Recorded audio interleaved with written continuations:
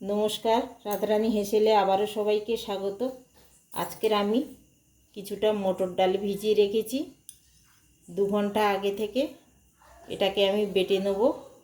আর এই 1 বাটি সয়াবিন নিয়েছি। আমি জল কিছুটা বসিয়ে দিয়েছি। প্রথমে সয়াবিনটা আমি একটু সেদ্ধ করে নেব। আজকের রান্নার রেসিপি হচ্ছে মটর ডাল ও সয়াবিনের ধোঁকার ডালনা। প্রথমে আমি সয়াবিনগুলো দিয়ে দিলাম গরম জলে, কিছুক্ষণ ফুটিয়ে নেব। মশলাগুলো পরে এক এক করে সব কিছু দেখাবো। আমি এরকম একটা মিক্সিং বোল নিয়েছি, তার মধ্যে আমি ডালগুলো দিয়ে দেবো। দিয়ে আমি খুব সুন্দর করে এটা বেটে নেব। খুব বেশি জল দেব না। প্রথম থেকে শেষ পর্যন্ত দেখার অনুরোধ রইল। নিরামিষ দিনে যদি এই রান্নাটা একবার করে খান, বারবার কিন্তু খেতে ইচ্ছে করবে। সামান্য একটু জল দিচ্ছি, দিয়ে এটাকে আমি খুব সুন্দর করে বেটে নেব। দেখুন, সয়াবিনটা আমার খুব সুন্দরভাবে ফুলে গেছে, সেদ্ধটা খুব সুন্দরভাবে হয়ে গেছে। এবার আমি এটাকে জল ঝরিয়ে একটু ঠান্ডা জলে বেশ ভালো করে ধুয়ে নেব। এতে করে সয়াবিনের গন্ধটা অনেকটাই কম হয়।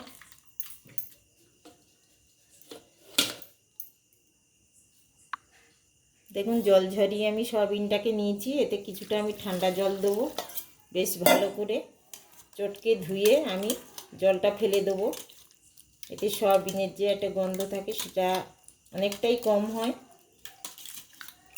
দিয়ে ভালো করে আমি নিংড়ে এইভাবে চেপে তুলে নেব, নিয়ে তারপরে বেটে নেব। দেখুন, সমস্ত ডাল এবং সয়াবিন আমার খুব সুন্দর করে বাটা হয়ে গেছে। সয়াবিনটা এরকম একটু একেবারে মসৃণ হবে না। আমার কারেন্টটা চলে গেছে, চার্জার লাইটে এখন করছি রান্নাটা। আমি কড়াই বসিয়ে দিয়েছি, অল্প একটু সর্ষের তেলও দিয়ে দিয়েছি। এবার একটু জিরে, গোটা জিরে ফোড়ন দেবো। দিয়ে আমি দেবো সামান্য একটু হিং। নিরামিষ তরকারিতে একটু হিং দিলে কিন্তু অনেক সুন্দর লাগে খেতে, তাই আমি অল্প একটু দিয়ে দিলাম হিং।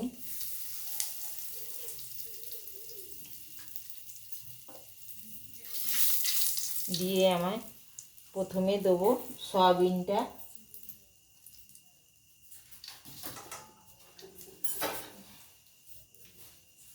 সয়াবিনটা দিয়ে দেবো।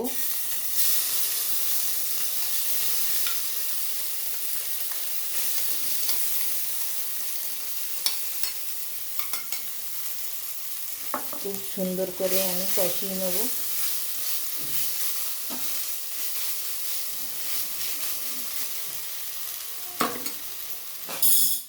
এবার এতে দেবো স্বাদ অনুযায়ী লবণ।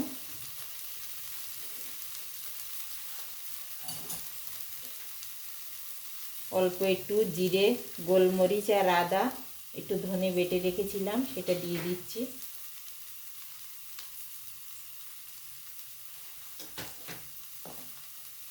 সামান্য একটু হলুদও দিয়ে দিলাম।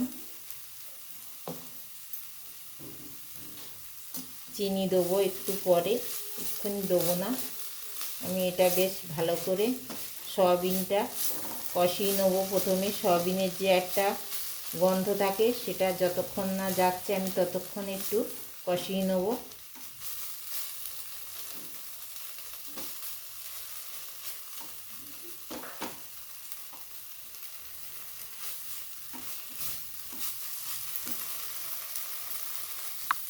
বেশ কিছুক্ষণ আমার সয়াবিনটা কষানো হয়ে গেছে। এবার আমি দিয়ে দেবো ডাল বাটাটা। আপনারা মুগের ডালও দিতে পারেন, আমি এখানে মটরের ডাল নিয়েছি। নিরামিষ দিনে হলে মটর কিংবা মুগ দিতে হবে, কিন্তু অন্য দিনও যদি মুসুর ডাল দিয়েও করেন এই রান্নাটা তাতেও হবে। এই রান্নাটা কিন্তু ভাত, রুটি, পরোটা সব কিছুর সঙ্গে খুব সুন্দর খেতে লাগে। একবারও হলে এইভাবে করে খেয়ে দেখবেন। আশা করছি বাড়ির সবাই খেয়ে খুবই প্রশংসা করবে। আমি খুব ভালো করে এইবার ডাল আর সয়াবিনের মিশ্রণটা কষিয়ে নেব। গ্যাসের জোরটা এই সময় খুব বেশি জোরে দেবো না।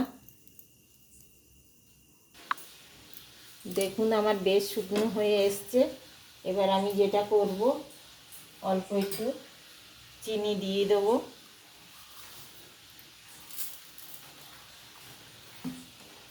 দিয়ে আবারও কিছুক্ষণ কষিয়ে নেব। নিয়ে তারপরে আমি একটি থালায় একটু সাদা তেল ব্রাশ করে নিয়েছি। এতে কিছুক্ষণের জন্য আমি পাতিয়ে ঠান্ডা হতে দেবো।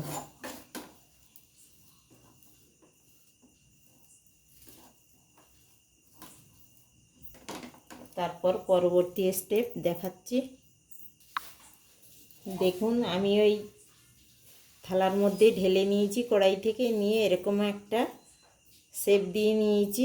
এটা কিন্তু গরম গরমই হাত দিয়ে চেপে চেপে করেছি, ঠান্ডা হয়ে গেলে কিন্তু এটা হবে না, ঝুরো ঝুরো হয়ে যাবে।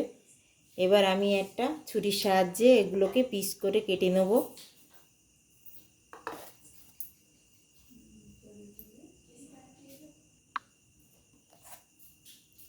আমি এইভাবে ছুরির সাহায্যে এগুলোকে পিস করে নেব।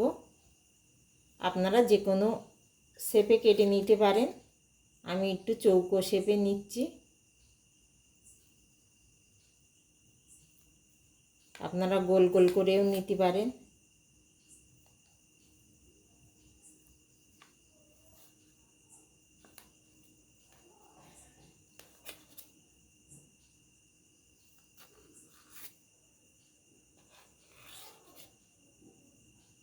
দেখুন খুব সুন্দরভাবে উঠে যাচ্ছে, কোনো অসুবিধে নেই যেহেতু সাদা তেল ব্রাশ করা আছে।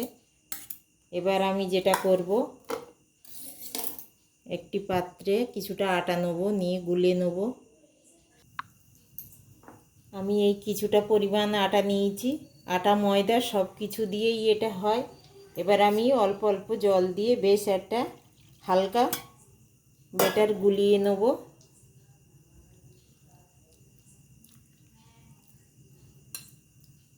ওদিকে আমি কড়াই বসিয়ে দিয়েছি, কিছুটা তেলও দিয়ে দিয়েছি। এবার কিন্তু আমি সাদা তেলে রান্নাটা করব। প্রথমেই আমি সর্ষের তেলে ধোঁকাটা রান্না করে নিলাম, ডাল আর সয়াবিনের মিশ্রণটা। এবার আমি এই দেখুন এরকম হালকাই হবে, খুব বেশি ঘন না, আবার খুব বেশি একেবারে জলের মতনও হবে না। এইভাবে গুলে নিলাম। নিয়ে আমি একে একে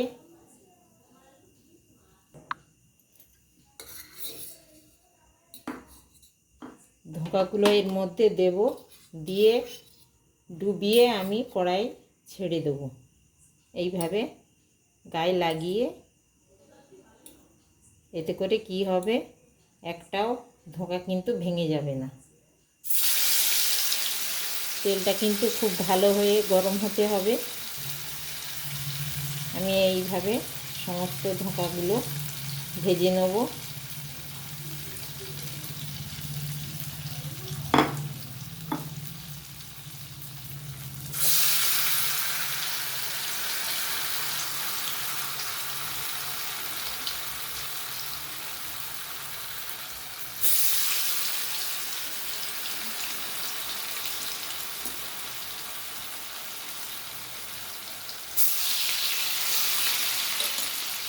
বেশ আমি লালচে করে ভেজে নেব।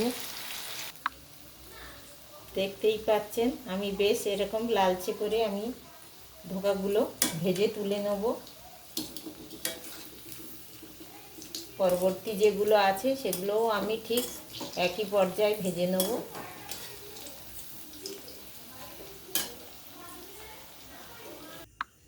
দেখুন সমস্ত ধোঁকাগুলো আমার কিন্তু ভাজা হয়ে গেছে, বেশ এরকম লালচে করে।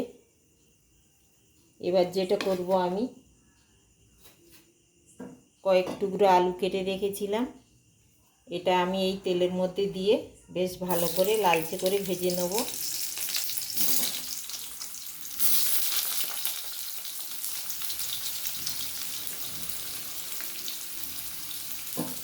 সামান্য একটু লবণ দিয়ে দেবো।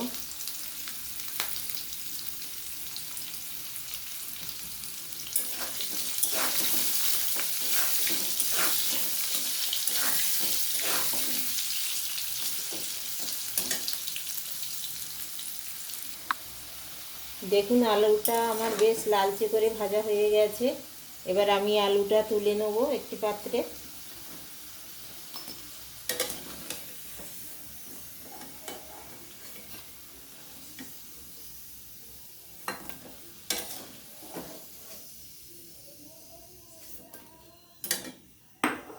ওই তেলের মধ্যে আমি দেবো, ফোড়নে দেবো একটি এলাচ, এক টুকরো দারচিনি, একটা লবঙ্গ, দুটো তেজপাতা দিয়ে কিছুটা টমেটো কুচি দিয়ে দেবো।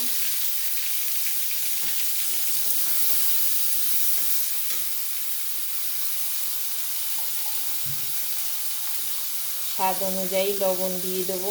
আমার কিন্তু ধোকায় লবণ দেয়া আছে। আবারও তরকারি গ্রেভির জন্য কিছুটা লবণ আমাকে দিতে হবে।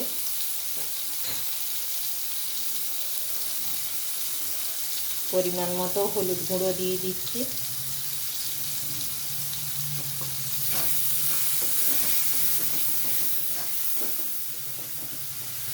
আমি বেশ কিছুক্ষণ টমেটোটা কষিয়ে নেব।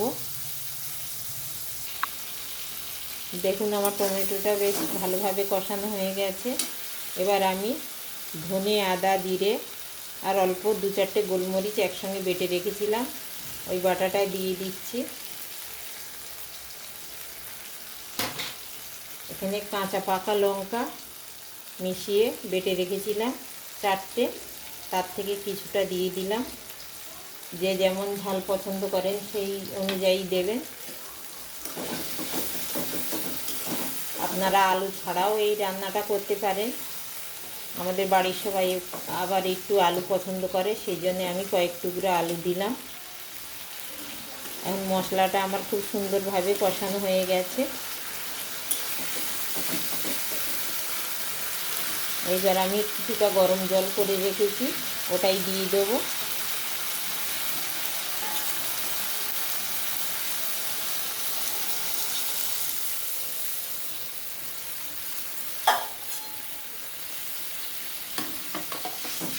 যেহেতু গরম জল, আমি আর দেরি করব না, আলুগুলোও আমি দিয়ে দেবো। কিন্তু আলু আমার অনেকটাই সেদ্ধ হয়ে আছে আগে থেকে ভাজতে গিয়ে। দিয়ে আমি এবার একটা পাত্র দিয়ে ঢেকে দেবো।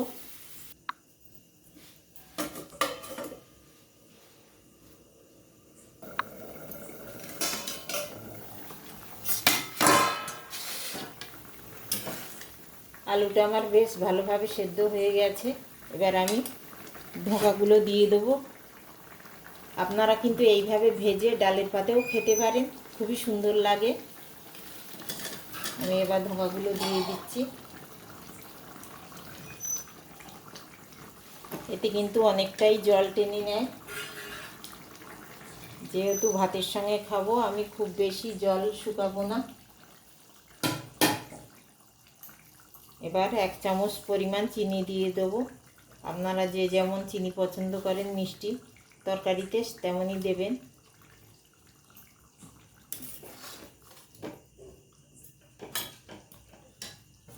আবারও কিছুক্ষণ আমি ফুটিয়ে নেব।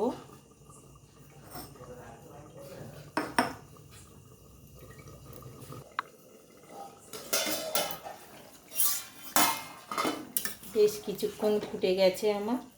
এবার আমি যেটা করব, 1 চামচ, ছোটো চামচের 1 চামচ গরম মশলা দিয়ে দিচ্ছি, গুঁড়ো গরম মশলা। আর দিয়ে দিচ্ছি 1 চামচ ঘি।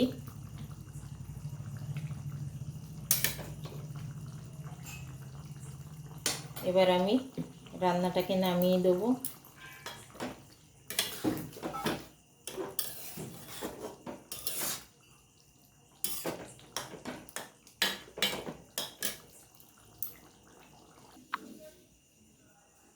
শেষ পর্যন্ত দেখার জন্য ধন্যবাদ। আজ আমার এই ডাল সয়াবিনের ধোঁকার ডালনা কেমন লাগলো অবশ্যই আমাকে জানাবেন।